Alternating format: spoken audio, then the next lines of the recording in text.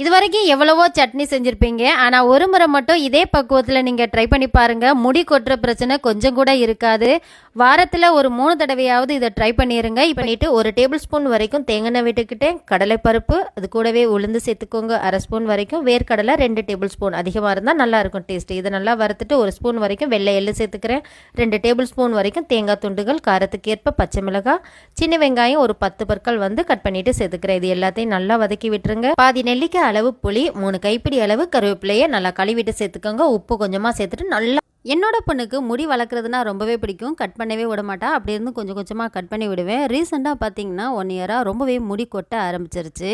அதனால நான் ஒரு 6 மந்த்தாக ஒரு ஆயில் யூஸ் பண்ணிக்கிட்டு இருந்தேன். வரம் ஆர்கானிக்லேருந்து 16 வகையான பொருள் சேர்த்து ட்ரெடிஷ்னல் மெத்தடில் 2 நாள் ஊற வச்சு செஞ்சு கொடுக்குறாங்க. ரொம்பவே வாசமாக பிசுபிசுப்பு இல்லாமல் இருக்குது. இவங்களுடைய பேஜை டேக் பண்ணுறேன். வேணுங்கிறவங்க வாங்கி யூஸ் பண்ணுங்க. இவங்க கிட்ட ஷாம்பு, ஸ்கின் ப்ராடக்ட் எல்லாமே இருக்குது. இது கூடவே வாரத்துக்கு 2-3 நாளைக்கு கருவேப்பிலை சட்னி துவையல் கொடுத்தீங்கன்னா நல்லது. வதக்கி விட்டுருங்க. இந்த மாதிரி சுருண்டு வதங்கி வரணும்.